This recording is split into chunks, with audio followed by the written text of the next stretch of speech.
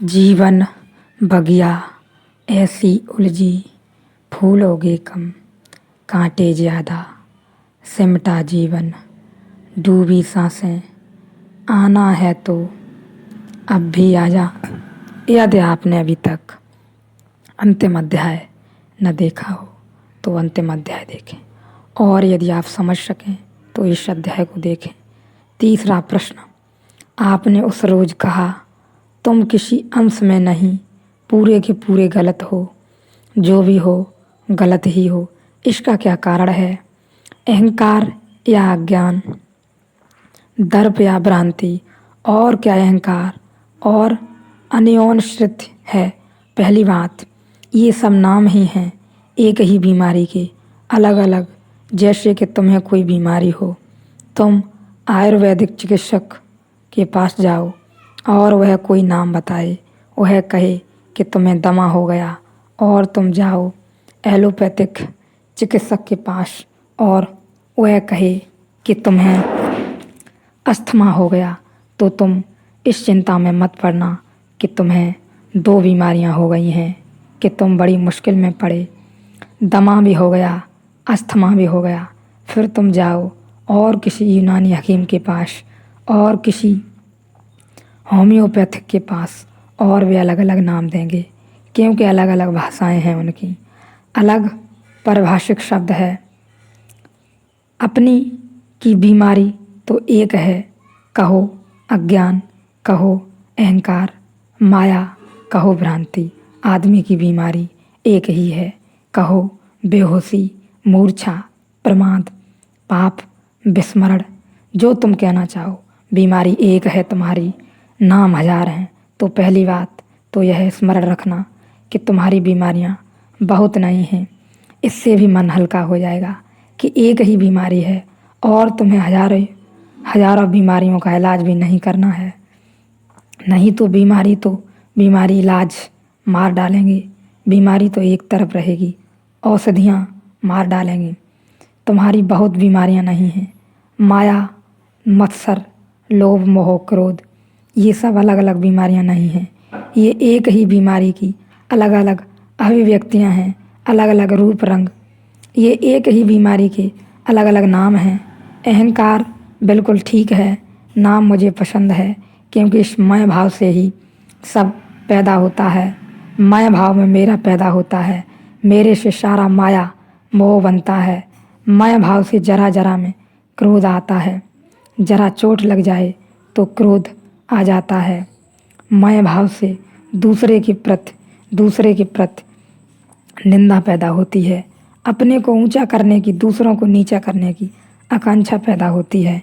मैं भाव से प्रतिस्पर्धा, गला घोंट प्रतिस्पर्धा शुरू होती है कि सबको पछाड़ देना है, हरा देना है, पराजित कर देना है। मुझे जीत की घोषणा करनी है कि मैं कौन हूँ। मैं से संघर्ष पैदा होता है, विरोध पैदा होता है, युद्ध पैदा होता है, हिंसा पैदा होती है। और जितना ही यह मैं में डूबने लगते हो, उतनी ही बेहोशी बढ़ती जाती है। यह गहरा नशा हो जाता है। तुमने देखा अहंकारी को चलते हुए, जैसे हमेशा शराब पिए हुए है। उसको हमने अहंकार को मद इसीलिए तो कहा है। उसके पैर जमीन पर ही नहीं पड़ते और वह तत्क्षण उलझने को तैयार है। वह खोज ही रहा है कि कोई मिल जाए जिसके सामने वह अहंकार को टकरा ले, क्योंकि अहंकार का पता ही टकराहट में चलता है। जैसी टकराहट उतना ही अहंकार का पता चलता है। बड़ी टकराहट तो बड़ा पता चलता है, छोटी मोटी टकराहट तो छोटा मोटा पता चलता है। तो अहंकार शत्रु की तलाश करता है, एक ही नाम काफ़ी है, अहंकार। दूसरी बात, मैंने निश्चित कहा कि तुम किसी अंश में नहीं, पूरे के पूरे गलत हो। यह अहंकार की एक बड़ी बुनियादी व्यवस्था है कि अहंकार तुमसे कहता है कि तुम गलत हो, माना, लेकिन अंश में गलत हो। अंश में तो सभी गलत होते हैं, थोड़ी गलती किस में नहीं है, थोड़ी गलती है, सुधार लेंगे। इससे तुम्हारे जीवन में एक तरह का सुधारवाद चलता है, क्रांति नहीं हो पाती। अहंकार कहता है यह गलत है, इसको सुधार लो, यहाँ पलस्तर उखड़ गया है, पलस्तर कर दो, यहाँ नए कपड़े बिछा दो। अहंकार कहता है मकान तो बिल्कुल ठीक है, जरा जरा कहीं गड़बड़ होती है, उसको ठीक करते जाओ, एक दिन सब ठीक हो जाएगा। तो कभी ठीक ना होगा। यह अहंकार के बचाव की बुनियादी तरकीब है कि वह कहता है कि थोड़ी सी गलती है, बाकी तो सब ठीक है। मैं तुमसे कहना चाहता हूँ, जब तक अहंकार है तब तक सभी गलत है। ऐसा थोड़े ही होता है कि कमरे के एक कोने में प्रकाश है और पूरे कमरे में अंधेरा है। ऐसा थोड़े ही होता है कि कमरे के जरा से हिस्से में अंधकार है और बाकी में प्रकाश है। प्रकाश होता है तो पूरे कमरे में हो जाता है, प्रकाश नहीं होता तो पूरे कमरे में नहीं होता। साक्षी जब जागता है तो श्वास सर्वेश में जागता है। ऐसा नहीं कि थोड़ा थोड़ा जग जाए, थोड़ा थोड़ा सोए। जब तुम्हारा ध्यान फलता है तो समग्र रूपेण फलता है। इस अहंकार की तरकीब से बचना नहीं तो तुम एक सुधारवादी, एक रिफॉर्मिस्ट हो जाओगे और तुम्हारे जीवन में वह महाक्रांति न हो पाएगी जो महाक्रांति इस महागीता में जनक के जीवन में हुई।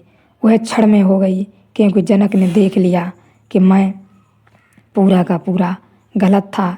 इसे मैं फिर दोहराऊं कि या तो तुम पूरे गलत होते हो या तुम पूरे सही होते हो, दोनों के बीच में कोई पड़ाव नहीं है।